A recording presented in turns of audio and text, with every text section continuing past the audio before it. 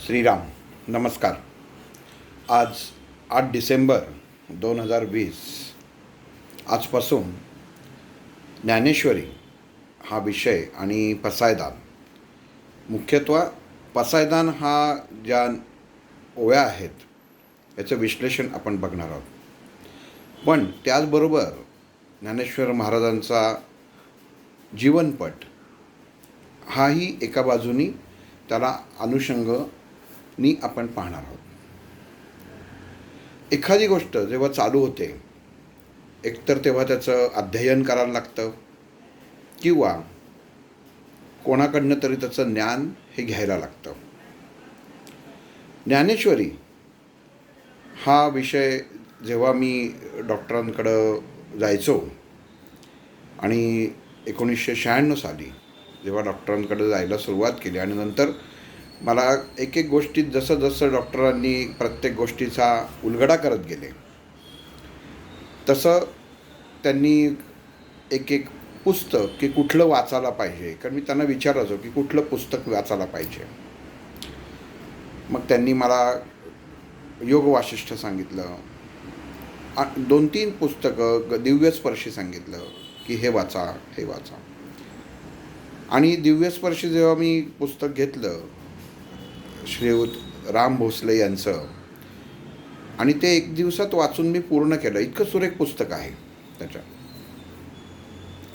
जेव्हा दुसऱ्या दिवशी डॉक्टरांकडे गेलो आणि त्यांना सांगितलं की मी हे पुस्तक वाचलं आणि खूप छान पुस्तक आहे त्याच्यामध्ये, आणि तेव्हा मला म्हणाले की तुम्ही जे वाचलं ते मला सांगा त्याच्या. अर्थात असं असतं की प्रत्येक माणूस हा जेव्हा एखादं पुस्तक, कादंबरी किंवा काहीही एखादं वाचन करतो तेव्हा त्याला जे मनाला ज्या गोष्टी आवडतात आणि ते प्रसंग किंवा त्या गोष्टी त्या पुस्तकात जेव्हा येतात तेव्हा त्या त्याच्या कायमच्या लक्षात राहतात, पण इतर भाग त्याच्या लक्षात राहत नाही. आणि इथं त्या दिवशी मला डॉक्टरांनी सांगितलं की एखादं आपण वाचन करतो तर ते वाचन कसं करावं. मला म्हणाले तुम्ही 1 दिवसात पुस्तक वाचलं, कारण ते मुळामध्ये ते पुस्तकच असं आहे की मनुष्याने एकदा हातात धरलं की तो वाचून पूर्ण करूनच ते खाली ठेवतो. पण तरीही कुठलीही गोष्ट करताना ती जर विशिष्ट मार्गाने, विशिष्ट ज्ञान प्राप्तीसाठी जर केली तर त्याचे नियम हे वेगळे असतात. मला म्हणाले की पुस्तकातलं पहिली ओवी ही वाचायची आणि त्याच्यावर विचार करायचा की लेखकांनी ही ओवी का लिहिली असेल. उलटा विचार करायचा. म्हणजे लिहिलं हे त्याच्यात महत्त्वाचं नाही, लिहिलेलं आहेच आहे, हे सिद्धच आहे. कारण तुम्ही वाचताय याचा अर्थ ज्या लेखकांनी किंवा ग्रंथकारांचे, कादंबरीकारांनी जे लिहिलेलं आहे हे नक्कीच आहे. पण ते का लिहिलं आहे, त्याची मानसिक अवस्था, त्याची मानसिक स्थिती ही काय आहे हे आपण ओळखून घ्यायला पाहिजे. हा अभ्यास होणंसुद्धा खूप महत्त्वाचं आहे. त्याचं कारण असं की जेव्हा एखादा आध्यात्मिक ग्रंथ जसं ज्ञानेश्वरी आहे, दासबोध आहे, रामायण आहे, हे जेव्हा लिहिले गेले किंवा आपण गोंदवलेकर महाराजांची प्रवचनं वाचतो, ती ऐकतो, ही जेव्हा लिहिली जातात तेव्हा जी व्यक्ती हे लिहिते तेव्हा त्याची मानसिक अवस्था काय असेल, तो किती त्या शक्तीशी एकरूप झालेला असेल हे त्याच्यावरनं कळतं आणि ती शक्ती आपल्याला घेता येते. असं मला पुस्तक वाचताना डॉक्टरांनी सांगितलं होतं. त्यामुळे नंतर माझी बरीच पुस्तकं अशी झाली की घेतली, पण ती बऱ्याचदा ती पूर्ण व्हायला असे महिने लागले की हळूहळू याच्यामध्ये अगदी घरीसुद्धा म्हटलं होतं की की हे बरेच दिवस पुस्तक बाहेर पडू नये, पण ते पडून नसतं. ते जेव्हा तुम्ही ज्या पद्धतीने मला डॉक्टरांनी सांगितलं की पुस्तक कसं वाचावं हे सुद्धा, म्हणजे इतकी छोटी गोष्ट असते, पण जेव्हा मी त्याचं आकलन केलं तेव्हा माझ्या लक्षात आलं की ह्याच्यातलं महत्त्व काय आहे. आपण प्रत्येक एखादं पुस्तक उघडलं ते पटकन एखादा पॅरेग्राफ वाचून मोकळा होतो, पण तो का लिहिला गेला आहे, त्या लिहिण्यापाठीमागं उद्दिष्ट काय, ह्याचा विचार होणं गरजेचं आहे. म्हणजे आपण मनुष्य मुळापर्यंत पोचतो. जेव्हा ज्ञानेश्वरी मी जेव्हा एकदा डॉक्टरने विचारलं की मला ज्ञानेश्वरी कुठली मला समजायला सोपी जाईल आणि मला कळेल तर ते सांगा, म्हणजे मी त्याप्रमाणे ती आणतो. तर मला म्हणाले, तुम्ही असं करा, शनिवार पेठेमध्ये डॉक्टर पवी वर्तक म्हणून आहेत, त्यांच्याकडे तुम्ही जा. तर मला काय वाटलं की त्यांच्याकडं म्हटलं, त्यांच्याकडं ज्ञानेश्वरी मिळते का? तर ते म्हटले, तुम्ही त्यांच्याकडे फक्त जा आणि त्यांना सांगा की मी ज्ञान घ्यायला आलेलो आहे. म्हटलं ठीक आहे. आणि मग मी जवळच दवाखाना असल्यामुळे डॉक्टरांकडनं बाहेर पडल्यानंतर त्या डॉक्टर पवी वर्तक यांच्याकडे गेलो. त्यांचा दवाखाना होता. मी बघितलं की ते रेग्युलर ॲलोपॅथिकची प्रॅक्टिस करणारे डॉक्टर होते, पण बाकी ह्या व्यतिरिक्त काहीही माहीत नव्हतं, त्या क्षणी माहीत नव्हतं. आणि मग मी डॉक्टरांना सांगितलं, म्हटलं नमस्कार केला आणि त्यांना सांगितलं की ज्ञानप्राप्तीसाठी मला डॉक्टरांनी आपल्याकडे पाठवलं आहे. एकदम त्यांना ते पहिल्यांदा कळलं नाही की ते म्हटलं की डॉक्टर कोण?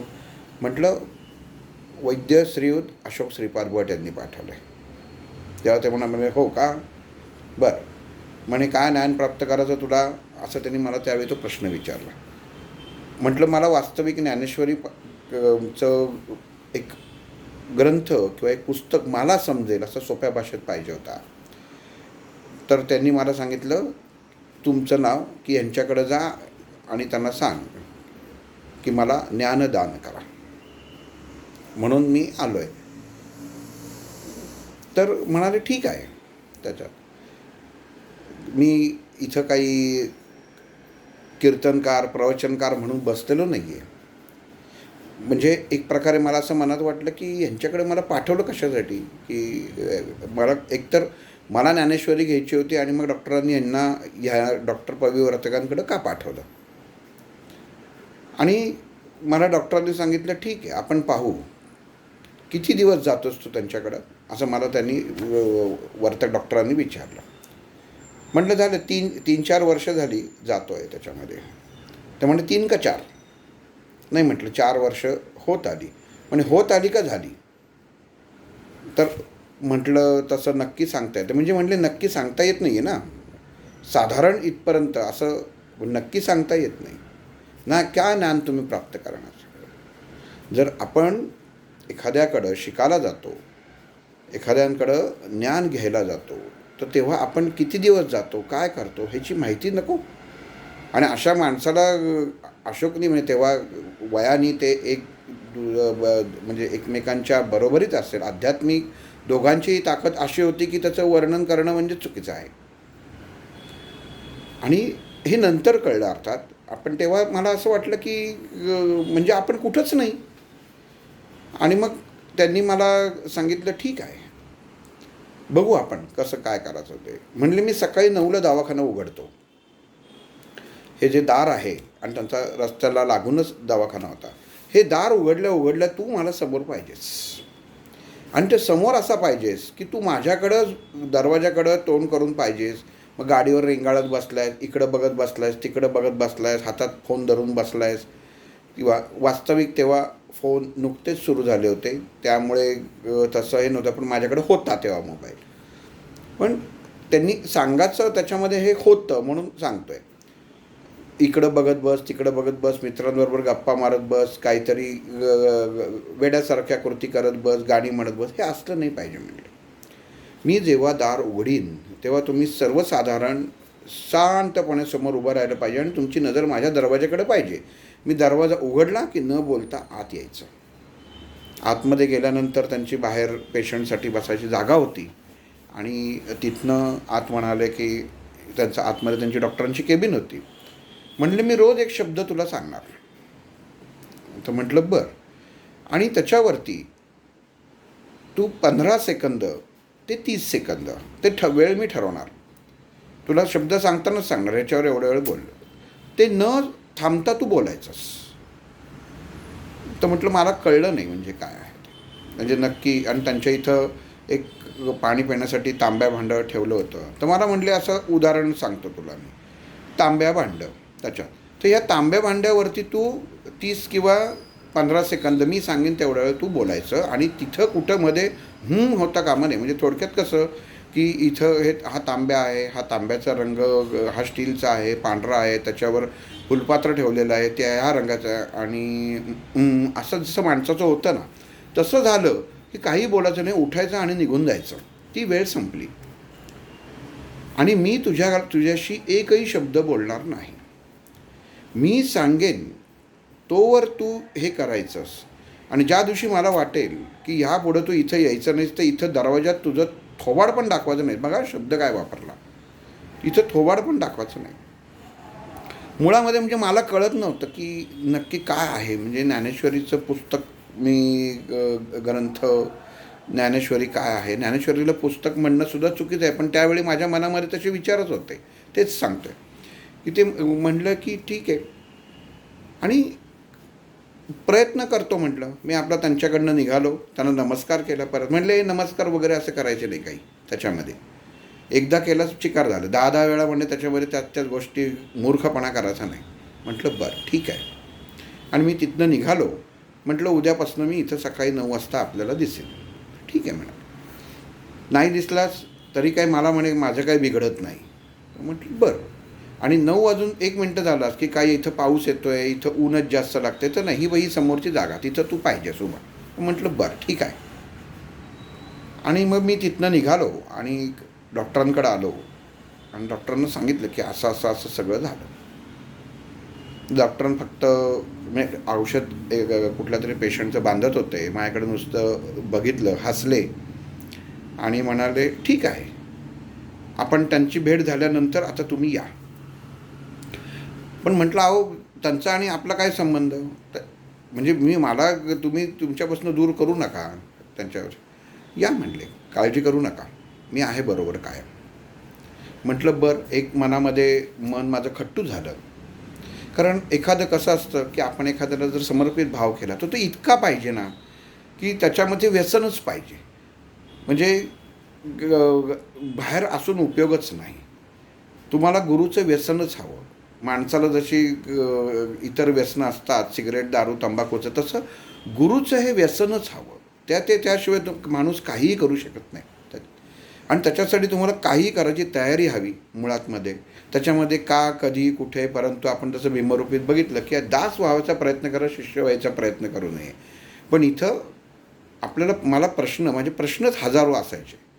तर त्यामुळे त्या योग्यतेने किंवा ही योग्यतासुद्धा मी ठरवून घेतलेली. डॉक्टरांनी कधी म्हटलं नाही की हा माझा शिष्य आहे, किंवा त्यांनी कोणालाच म्हटलं नाही की हा माझा शिष्य आहे की मी यांचा गुरु आहे. कधीच नाही. कारण त्यांचं कायम असतं की मनुष्य हा मनुष्याचा गुरु असतो. असो, वास्तविक भाग असा झाला. मग डॉक्टर पविवर्तकांकडं दुसऱ्या दिवशीपासून बरोबर 9ला माझं जाणं चालू झालं. दार उघडायचं आणि त्यांनी एक एक शब्द त्याच्यामध्ये, फक्त बसताना मी डॉक्टरांना नमस्कार करायचो, महाराजांना नमस्कार करायचो की जेवढ्या वेळ मला बोलता येईल. आता आपल्याला असं वाटतं 15 सेकंद म्हणजे काहीच नाही. तुम्ही एखाद्या गोष्टीचं 15 सेकंद बोलून बघा, मध्ये असं होतंच, थांबतोच माणूस, तो पॉज घेतोच. पण कर्मधर्म संयोगान फक्त आणि फक्त गुरुकृपेने डॉक्टर रोज मला एक शब्द सांगायचे आणि वेळ सांगायचे. 15 सेकंद, 18 सेकंद, 30 सेकंद. आणि झाले की त्यांच्या इथं एक टेबलावरती जुन्या एखाद्या बाहेरच्या माणसाला बोलवायला जी बेल असायची ना, दाबली की टिन अशी वाजते, कारण बाहेरचा माणूसही येतो किंवा नोकर येतो. ते वाजलं की उठायचं आणि चालू लागायचं. बाकी काहीही नाही, एक शब्द बोलणं नाही, असं चालायचं. आणि खरंच सांगतो की इतकी कृपा, डॉक्टरांची कृपा म्हणजे का ह्याच्या मी प्रत्येक वेळा करत ह्याच्यात असतो, कारण ती ताकद लक्षात घेणं आणि समजून घेणं खूप महत्त्वाचं आहे. आणि असे 26 दिवस गेले आणि 26 दिवसापर्यंत एकदाही मनामध्ये असं झालं नाही. आणि ज्या दिवशी 26वा दिवस होता त्या दिवशी डॉक्टरांनी सांगितलं की बसा, बघा बरं का, मी जेव्हा पहिल्यांदा भेटलो होतो तेव्हा मला म्हणले होते की तू जर इथं दिसला नाहीस तर परत थोबाड दाखवू नको. भाषा कशी असते, म्हणजे ही विभूती, मोठमोठ्या जी लोकं असतात, जे उच्चस्थानी असतात, त्यांचे शब्द आपल्याला वाटतात तसे की आपल्याला हे अपमानास्पद शब्द आहेत, पण ते तसं नसतात. ते प्रत्येक शब्दात एक एक काही ना काहीतरी आहे ना, आपल्यातला दुर्गुण, आपल्यामध्ये असलेली निगेटिव्हिटी, आपल्यातले असलेलं ऋणभार हे काढत असतात. आणि तसं ते मला त्या दिवशी पहिल्यांदा 26व्या दिवशी मला म्हणले की आपण बसा, बघा बरं का. पहिल्यांदा आरे तुरेवरनं 26व्या दिवशी 26 दिवसापर्यंत डॉक्टर, तर 26 एक वास्तविक एक माझ्या मते 1-1.5 महिना झाला असेल, कारण काही दिवसमध्ये ते गावाला गेले होते, ते नव्हते, म्हणजे ते दिवस त्याच्यामध्ये धरले नाही, कारण असे सलग 26 दिवस झालेले नव्हते, पण एकंदरीत 26 दिवस झाले. कारण तेव्हा त्यांनी मला सांगितलं होतं की आपण जेव्हा एखाद्या मोठ्या व्यक्तीशी बोलतो तर त्याच्याशी आपण किती बोललो, काय बोललो, ह्याचं गणित आणि वेळ हे आपल्या लक्षात राहणं खूप गरजेचं असतं, कारण ती अमूल्य वेळ असते. आणि त्यांनी एक उच्चारलेलं वाक्य मला इतकं सुरेख होतं लक्षामध्ये. ते म्हणले, हे बघ तू मला, मग त्यांनी नंतर जेव्हा बोलणं चालू केलं ते मला म्हणले की खरं सांगू का, म्हणले अशोक आणि तू, मग मला म्हणजे आज मी क्षमस्व डॉक्टरांचा उल्लेख, पण त्यांची ते जे उच्चारले, कारण ते समवयीन आणि समअधिकारी होते. जसजसं नंतर मला कळलं की डॉक्टर वर्तकांचा अधिकार काय आहे, हा खूपच श्रेष्ठ आहे. त्याच्यावरती बोलायचं म्हटलं तर किती बोलता येईल तेवढं कमीच आहे. आणि मला त्या दिवशी म्हणाले ते की लक्षात घे, हे काय हातात, म्हणून त्यांनी हातातली सोन्याची अंगठी दाखवली मला. मला म्हणले हे सोनं आहे. अंगठी कशाची आहे? म्हटलं सोन्याची अंगठी आहे ना. म्हटले हो. म्हणजे हा देह, म्हटले सोन्याचा आहे.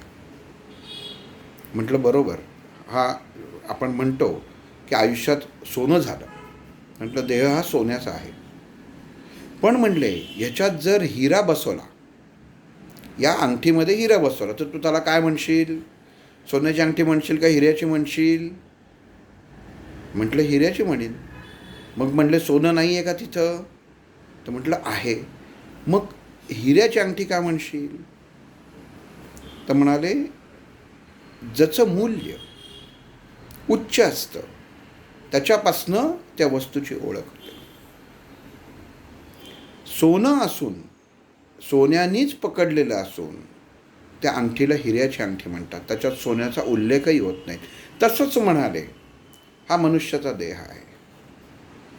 आपलं कर्तृत्व, आपले गुण, हा देह आपला नसतोच. हा आपला देह जर सोन्याचा जरी असला तरी त्याच्या अंतर्भागामध्ये, अंतर्मनामध्ये असलेला जो परमात्मा आहे हा हिऱ्यासारखा आहे म्हणाले.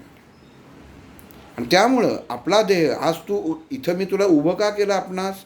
कारण तुम्ही वैद्य अशोक श्रीपाद भटांचं नाव घेतलं.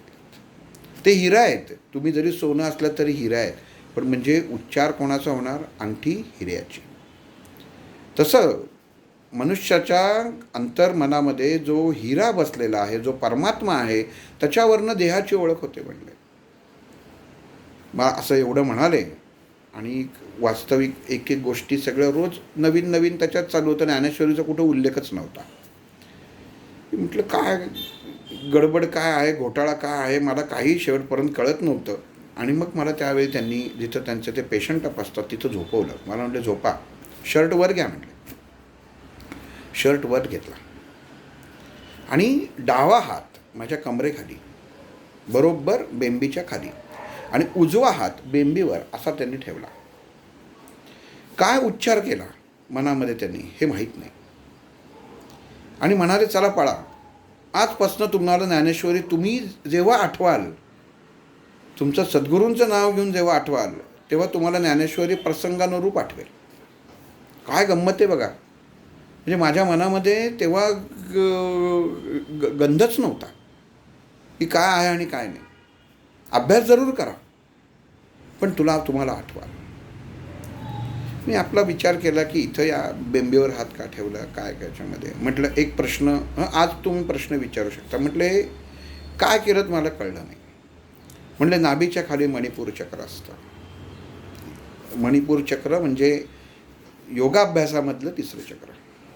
विष्णू लक्ष्मीचा वास असलेलं चक्र आहे ते. आणि 10 कळ्यांचं हे चक्र जेव्हा जागृत होतं तेव्हा शरीरातल्या सर्व नाड्या, एखादं बल, कारण हे अग्नितत्वाचं चक्र आहे, तो अग्नी त्यांनी प्रज्वलित करून दिला. आणि मला त्यांनी सांगितलं की आता ह्यापुढं तुला ज्ञानेश्वरी ह्या विषयावरती जर कधी काही जर तू आठवलंस, एक अर्थात त्यांनी नंतर एक मला ओळही सांगितली, ती फक्त सांगू शकत नाही कारण ती गुप्त गोष्ट असते, की तुला ज्ञानेश्वरी आठवेल आणि तुला तो प्रसंग उभा करता येईल, तो तुला सांगता येईल. तर म्हटलं हो. म्हटलं बरं. मग म्हटलं मी आता ज्ञानेश्वरी कोणाची घेऊ त्याला. मला म्हटलं कोणाचीही घे, पण म्हणले एक लक्षात घे, दुसऱ्याचं घेऊ नये.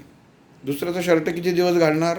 स्वतःचं ज्ञान हवं, स्वतःचा विचार हवा आणि स्वतःची संकल्पना, स्वतःचे विचार, स्वतःचा अभ्यास हा समाजापुढं मांडता आला पाहिजे. आपण काय प्राप्त केलं, माझा अनुभव काय, तर हा महत्त्वाचा असतो. एखाद्या सद्गुरूंच्या नुसत्या पाया पडायचं तर ते पाया पाडण्यात काय अर्थ आहे? त्या चरणामध्ये असं काय आहे की जिथे 10-100 लोक त्याच्यात पाया पडतात? याचा अभ्यास केलास तर त्या चरणापर्यंत पोचशील, नुसत्या पाया पडून उपयोग होणार नाही. हे अशा प्रकारचं ज्ञान आपल्याला वास्तविक कुठंही प्राप्त होणं खरंच अवघड आहे. आणि त्यांनी मला तेव्हा त्यांचं एक पुस्तक मला प्रेझेंट मिळून दिलं. राधे त्यांचं भीमावरती एक पुस्तक आहे आणि त्यांनी मला ते पुस्तक त्यावेळी प्रेझेंट म्हणून दिलं आणि म्हणाले आता परत येऊ नकोस. म्हटलं का डॉक्टर साहेब, कधी काय अडचण होती? येणार नाही म्हटले अडचण. एकदा आणि याचे परत का आणि वगैरे विचारू नका. काय जे आहे ते अशोककडे जा आणि त्याला सांग. म्हटलं बरं ठीक आहे. आणि तिथनं मी बाहेर निघालो आणि तिथनं बाहेर पडताना म्हणजे मी जेव्हा ते जिथं ते पेशंट तपासतात तिथनं जेव्हा मी खाली उतरलो तेव्हा माझ्या पायामध्ये प्रचंड प्रमाणामध्ये मुंग्या आल्या होत्या. वास्तविक कुठेही आखडाआखडी झालेली नव्हती किंवा काही झालेलं नव्हतं. मी डॉक्टरांना म्हटलं डॉक्टर साहेब मी जरा 1 मिनटं बसू का इथं? म्हणजे पायात मुंग्या आल्या. ते येणारच म्हटल्या. हे सगळे म्हटले हे झाले आणि म्हटले एक सांगतो, जीवनामध्ये फक्त सत्व मिळत नाही. तुला जसा म्हणे मी एक गोष्टीची संधीचा जो तुला उपयोग करण्यासाठी जो आशीर्वाद दिलेला आहे, त्याचबरोबर एक विषाचा पण आशीर्वाद देतो.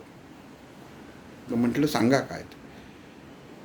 10 गोष्टी बोलल्यास तर त्यातल्या 3 गोष्टी तू खोटं बोलशील आणि तू खोटं बोललेल्या गोष्टी या लोकांना खऱ्या वाटतील,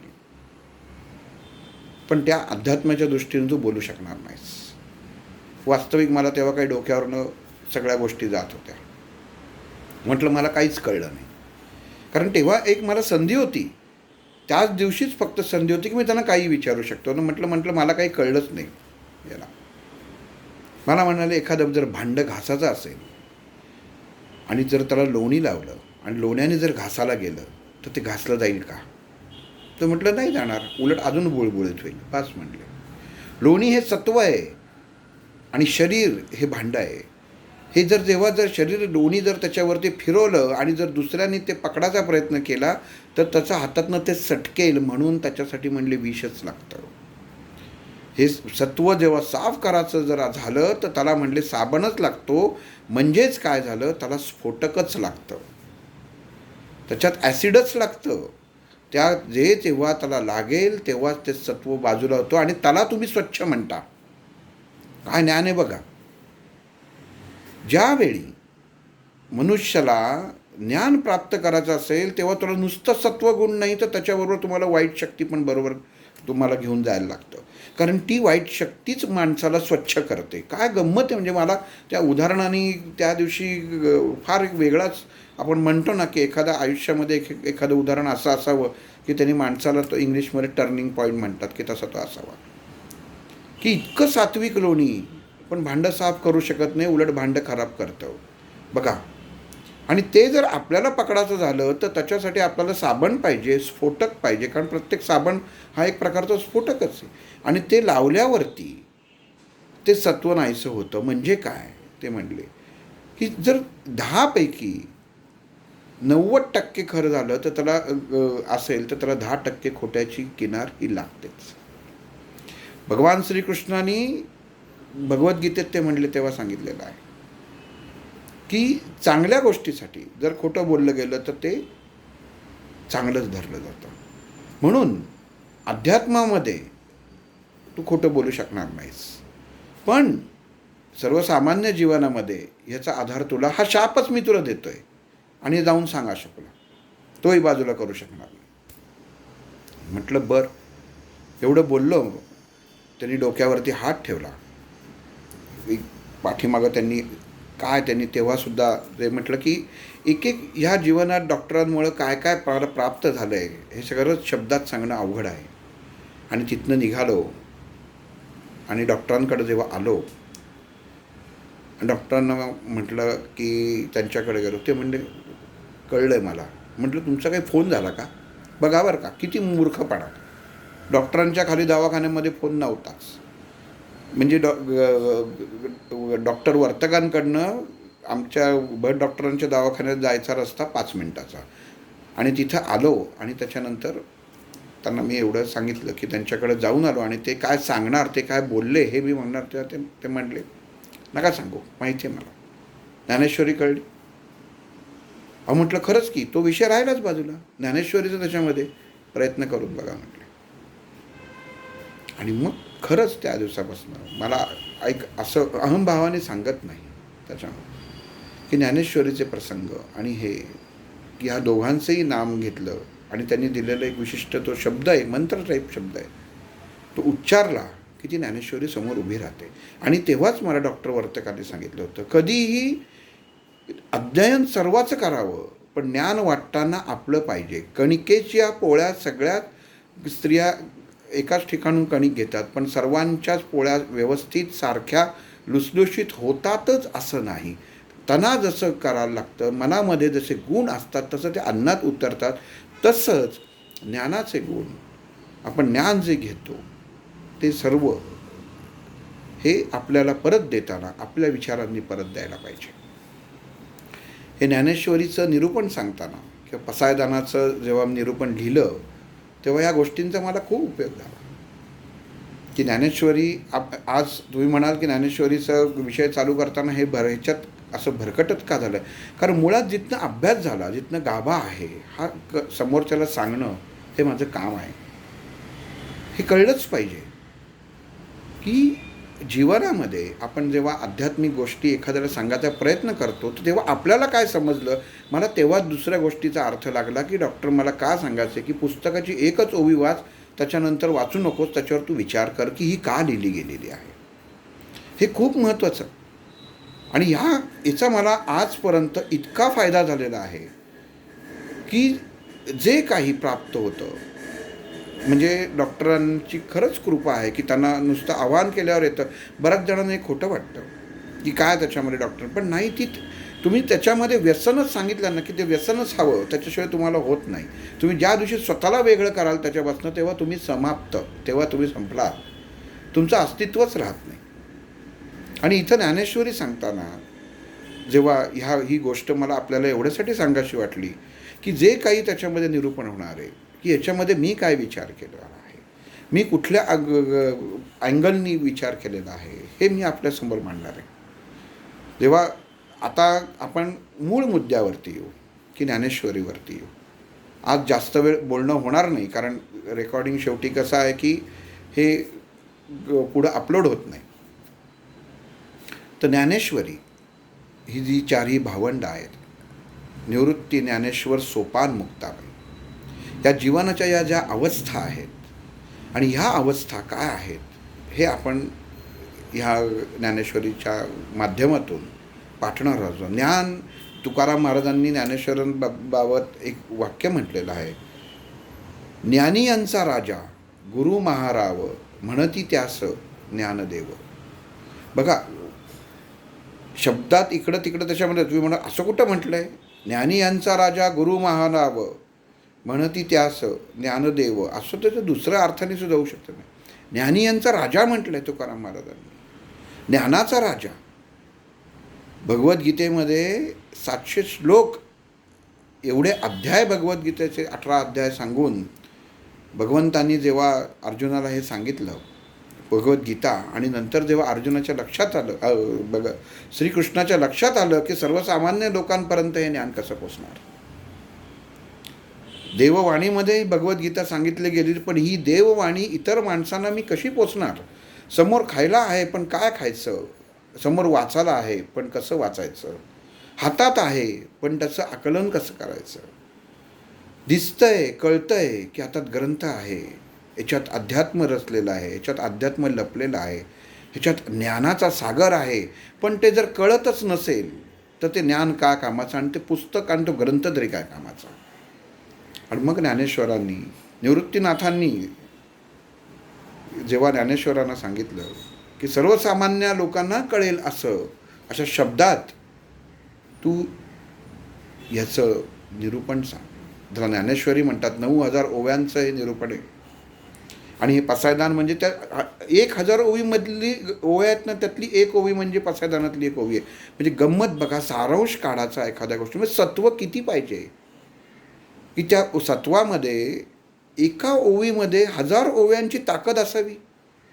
आपण नुसतं म्हणतो, नुसतं ऐकतो, नुसतं बोलतो, पण जर कधी विचार केला या गोष्टीचा की 9,000 ओव्या 9 ओव्यांमध्ये बसवायचं आणि शेवटचं हे आता विश्वात्मके देणे येणे वाग्यज्ञे तोषावे तोषोनी मज द्यावे पसायदान. ज्ञानेश्वरांनी मागितलं. काय मागितलं? पण ज्ञानेश्वर कोण होते, सुरुवात कशी झाली, वयाच्या 18 आणि 21व्या वर्षी जेव्हा अवतार झाला संपला, तेव्हा एवढं ज्ञान कुठनं प्राप्त केलं होतं हे पण आपल्याला कळणं गरजेचं आहे. कोण गुरु होते? नुसतं आपण ऐकणं आणि त्याच्यामध्ये बाजूला होणं तर ते योग्य नाही. एखादी इमारत आपण वरती बघताना बघतो, वा किती सुंदर आहे, त्याच्या किती काय त्याच्यामध्ये त्याची रचना केलेली आहे, त्याचं आतमधलं इंटेरियर किती सुरेख आहे, पण त्याचा कधी पाया बघत नाही. मनुष्य इथंच चुकतो की जेव्हा एखाद्या इमारतीचा पाया टाकला जातो तेव्हा तो पाया बघायला कधीच जात नाही. आणि जिथं जो पाया बघत नाही त्याला समजावं की त्याची इमारत मध्ये जेव्हा तो प्रवेश करतो तेव्हा भूकंपासारखा धक्का बसल्याशिवाय राहत नाही. कारण जीवनामध्ये जर तुम्ही पायाच जर बघितला नाहीत तर तुमची वैचारिकतेची इमारत ही कधीच उभी राहणार नाही आहे. पाया काय आहे, ज्ञानेश्वरीचा पाया काय आहे, ही भावंड कोण आहेत हे आपल्याला कळणं खूप गरजेचं आहे. निवृत्ती, ज्ञानेश्वर, सोपान, मुक्ताबाई, त्याच्यामध्ये परमेश्वरी अवतार आहेत. आणि ह्या अवतारामध्ये शिवाचा अवतार निवृत्तीनाथ, ज्ञानेश्वर महाराज विष्णूचा अवतार, सोपान महाराज ब्रह्माचा अवतार आणि मुक्ताबाई आदिमातेचा अवतार. हे अवतार नुसते म्हणून उपयोग नाही, ते झाले कसे, अशी काय घटना घडल्या की त्यांना अवतार घ्यायला लागला. आणि एका कर्मदळिद्री, आम्ही शब्दसुद्धा मुद्दामून वापरतोय की अशा घराण्यामध्ये अशा ठिकाणी ज्ञानेश्वरांना जन्म घ्यायला लागला की तिथं जन्मताच लोकांनी खडे मारले, दगड मारले. आणि मग दगड मारता सुद्धा त्यांनी दगड मारले आणि त्यांनी ज्ञानाचं अमृत पाजलं. अशा ज्ञानेश्वर महाराजांना जर तुकाराम महाराजांनी ज्ञानियांचा राजा, ज्ञानाचा राजा, त्याच्यावरती ज्ञानच नाही. तुकाराम महाराजांनी जे केलेलं वर्णन आहे, आणि कोणी वर्णन अशानीच करावं की जे स्वतः अधिकारी आहे. तुकाराम महाराज सुद्धा अणु रेणू तो कडा तुका आकाशा एवढा. काय त्याच्यामध्ये एक शब्द, एक ओवे, एक अभंग जर आपण वर्णन करत गेलो तर कित्येक वर्ष लागतील, हे सांगताच येणार नाही. इतकं प्रत्येकाच्यामध्ये अमृताचं रसपान भरलेलं आहे. सर्वसामान्य जीवनामध्ये आपल्याला एक अशी अवस्था माणसाच्या प्रत्येक असणं खूप गरजेचं आहे की तिथं मन शांत असायला पाहिजे, बाकी भौतिक गोष्टींपासून वेगळं आहे. भगवान श्रीकृष्ण परमात्म्यांनी, नारायणांनी जेव्हा नराला, अर्जुनाला जेव्हा भगवद्गीता सांगितली आणि ती देववाणीच सांगितली आणि नंतर त्याच्या लक्षात आलं, अरे आपण सांगितली पण सर्वसामान्य माणसांपर्यंत काही पोचणार नाही. कारण तेव्हाचा समाज, तेव्हाचे असलेले पंडित यांना त्याचा स्वतःचा अहम होता की सर्वसामान्यांपर्यंत आपल्याजवळ असलेलं ज्ञान द्यायचं नाही. शूद्रांपर्यंत, ब्राह्मण शूद्र हे तेव्हा तिथं खूप भेदभाव तेव्हा चालायचे. आणि हे करताना हे भेदभाव मिटवण्यासाठी ज्ञानेश्वरांचा जन्म झालेला होता. ही एक दैवी शक्ती होती, हे दैवीचा अवतार होता. पण तो कसा आहे, काय आहे, आणि ह्यांनी ज्ञान कसं उत्पन्न झालं आणि कसं वाटलं आणि त्याचा अर्थ काय हे आपण आता पाहणार आहोत. आज इथंच थांबतो. पुढच्या निरूपणापासनं मूळ विषय हा चालू होईल. श्रीराम.